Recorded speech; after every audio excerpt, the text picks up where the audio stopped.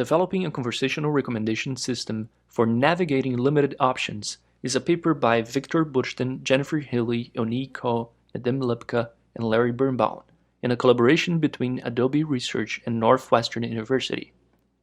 Our background for this work is the rise of conversational interfaces, illustrated by voice-based assistants like Alexa and Google Home. But when it comes to making recommendations, these systems usually fall into two categories. They either ask users to fill out a predefined set of slots, like asking for price range and cuisine type when looking for restaurants, or they ask users to rate a small set of items as a way for inferring preferences. But this is not how real conversations work. Interactions with real sales agents tend to intertwine rounds of preference elicitation and recommendations, with the agent proactively asking for feedback and inferring preferences from such feedback, often in the form of a critique to a previous recommendation. Our system tries to behave like a real sales agent in this sense. One important component of this system is what we call open-ended critique understanding. Here, this component transforms the statement, "It's a little tacky for the price tag," into, "I prefer a more stylish place." But how does it do that? Our system uses a large language model called AxelNet in a few-shot setting. We insert in AxelNet's prompt a few examples of transformations in the restaurant domain.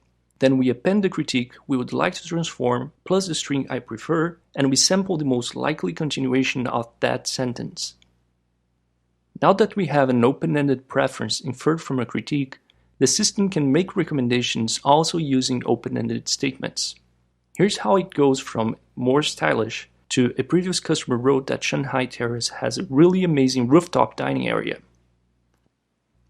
We use customer reviews as unstructured repositories of knowledge, and we define recommendations as positive review sentences with maximum specificity in relation to preference statements. To extract these recommendations, first we use an emotion detection model to filter only the positive sentences from this set of customer reviews. We then encode these positive sentences in an embedding space along with the preference statements. With that, we rank each positive sentence in terms of their semantic similarity to the preferences and return our best match as a recommendation.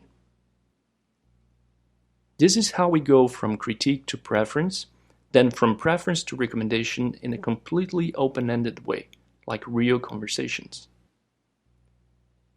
To test the hypothesis that this system would be better, we designed an experiment with two systems, A and B. Both systems allow users to see nearby restaurants, drill down on an option, and open its menu, photos, and reviews. If the user rejects an option, System A proactively asks for feedback and processes this feedback to make a new recommendation using the proposed methods. System B, however, doesn't ask for feedback or use it in any way. It only displays requested information until the user is satisfied with an option. The experience of System A is illustrated here, with the user being able to utter critiques like, "I don't think that steak is their specialty," when prompted by the system. System B, however, only allows users to utter predefined commands, to ask for information, or to accept an option. Our experiment was conducted over Zoom with a sample of 16 participants from a university community.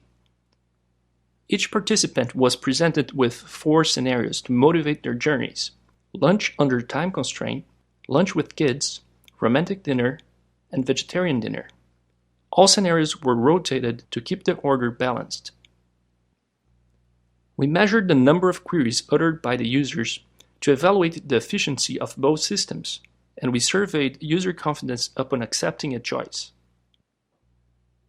This table shows the average and median number of queries needed in each scenario and the self-reported confidence also in each scenario. We found that our system was more efficient in 2 scenarios with clear constraints, lunch with kids and vegetarian dinner, but it was less efficient in the romantic dinner scenario. And we found that our system inspired more confidence upon accepting a choice in 3 out of 4 scenarios, dying only in the hardest one, the vegetarian dinner. Thank you for watching our presentation.